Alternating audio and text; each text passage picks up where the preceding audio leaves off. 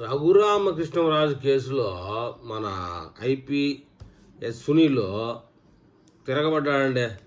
ఏంటంటే రఘురామ్ అంట ఈ ఐపీఎస్ సునీల్ని టార్చర్ పెట్టాడంట. ఒక పక్క ఆయనేమో నన్ను టార్చర్ పెట్టాడని పాదాలు చూపిస్తాడు, బాగా మాగ పగలు కొట్టినట్టు కాళ్ళు. ఈయనేమో నన్ను టార్చర్ పెట్టాడంట. ఎట్టా టార్చర్ పెట్టారు, నువ్వు ఎట్టా నమ్మాలి?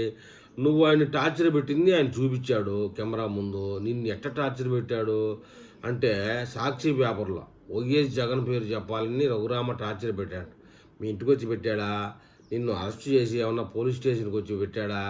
నీ ఇంట్లో దూరు పెట్టాడా?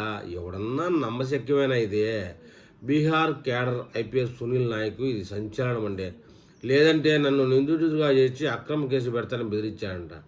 ఎక్కడ నిన్ను నిందితుడిగా చేర్చాడు? అప్పటి సిఐడి చీఫ్ సునీల్ పేరు కూడా చెప్పాలని తీవ్ర ఒత్తిడి తెచ్చాడంట. అవాస్తవాలు చెప్పేందుకు నేను నిరాకరించడం వల్లే నాపై అక్రమ కేసులంట.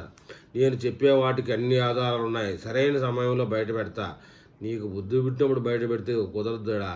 వాళ్ళు పోలీసులు నీకు నోటీసులు వచ్చినప్పుడు నువ్వు నిజాయితీ గాడివైతే వచ్చి చెప్పాలా. ఎస్టీగా పుట్టడమే అంటూ కులం కార్డు తీసుకున్న ప్రతి ఎదవని నమ్మకూడదండి. ఎవడైతే అన్యాయం అక్రాలు అరాచకాలు చేస్తాడో వాడే కులం కార్డు తీసుకుంటాడు. ఉదాహరణకి బోరుగడ్డ అనిల్ గాడు విపరీతమైనటువంటి బూతు భాష మాట్లాడి వాడు లాస్ట్కి కులం కార్డు తీసుకున్నాడు. అలాగే వైసీపీలో మరికొంతమంది ఎమ్మెల్యేలుగా మంత్రులుగా ఉన్న వాళ్ళు కూడా లాస్ట్కి కులం కార్డు తీసుకొని బయటపడ్డారు. ఉన్నత స్థాయిలో ఉంటే జీర్ణించుకోలేరని మళ్ళీ దబాయింపు. ఇక కూటమి ప్రభుత్వం అయిపోగానే మొదలు కాకముందే ఈ మహానుభావుడు బీహార్ దొంగపోయినాడు. కేవలం ఇతని కులం బట్టి ఇతడుంటే మనం ఉపయోగపడతాడన్న ఉద్దేశం మీదనే బీహార్ నుంచి తీసుకొచ్చుకొని మన ఏపీలో పెట్టుకున్నాడండి ఈయన్ని. అంటే మన ఇంక లేరా ఎవరు ఇలాంటి పనులు చేయడానికి? ఇలాంటి ఎదవలే పనికొస్తారని ముందుగా టార్గెట్ వేసుకొని చేశారండి పని.